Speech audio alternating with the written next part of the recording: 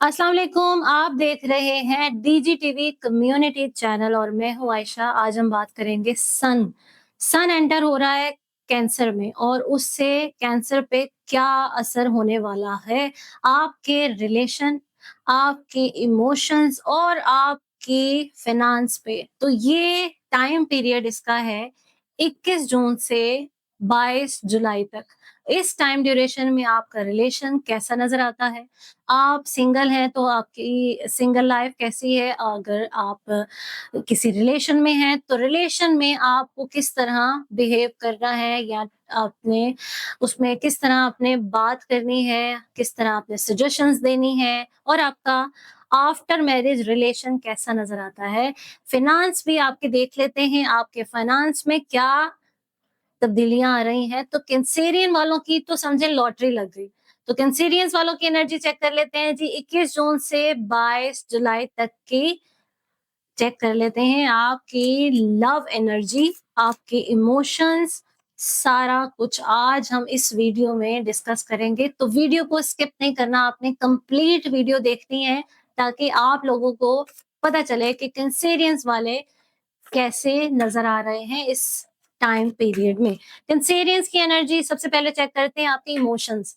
Emotions कैसे हैं जी आप लोगों के इस टाइम पीरियड में? तो इमोशंस आपके हाई नजर आ रहे हैं, लेकिन उसमें कुछ नेगेटिविटी भी नजर आती है। आप लोगों को इस नेगेटिविटी से लड़ने के लिए बेहतरीन तरीका आप लोगों को बताया जाएगा और उसके साथ आपके जो इमोशंस हैं वो नेगेटिव भी हो सकते हैं, पॉजिटिव भी हो सकते हैं।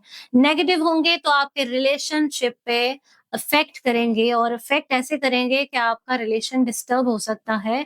तो कैंसर में जब सन एंटर होगा तो आपके मामलात उसमें डिफरेंस और डिस्ट्रैक्ट भी हो सकते हैं।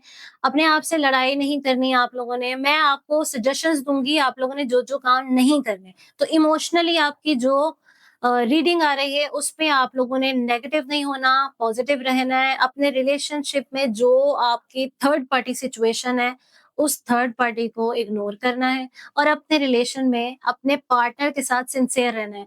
जहाँ पे आपके अंदर थोड़ी-सी भी नेगेटिविटी आई, आपका रिलेशन डिस्टर्ब हो सकता है। तो इस चीज़ का ख़्याल रखना है आपने।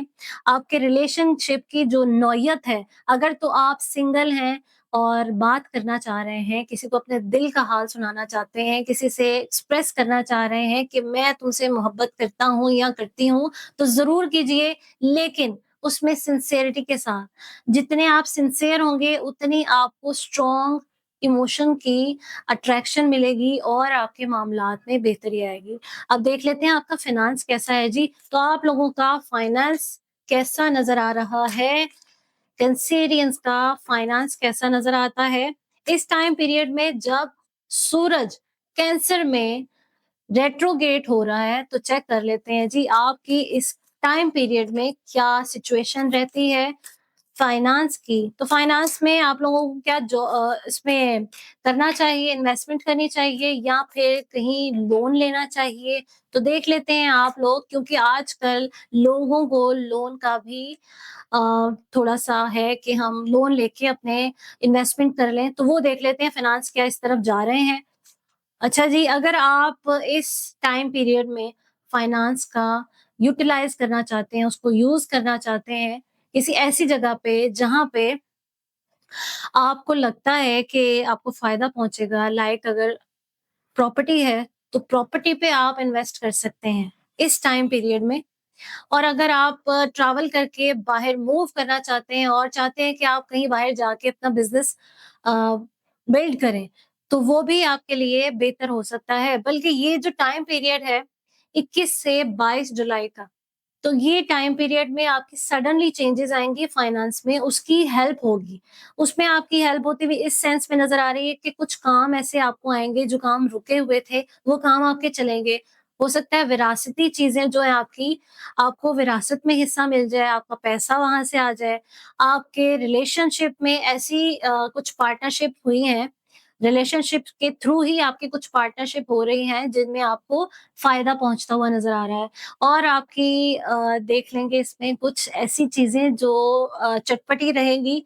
आप सोचते हैं कि आप नए काम करने जा रहे हैं, नया स्टेप लेंगे, नए कामों में इन्वॉल्व होंगे, कुछ टेक्निकल चीज़ें जिसमें आप स्किल्स पे वर्किंग करने की सोच रहे हैं और वो आप करेंगे। बल्कि इस टाइम पीरियड में अगर आप वो करें तो वो बेहतरीन साबित होगी आपके लिए।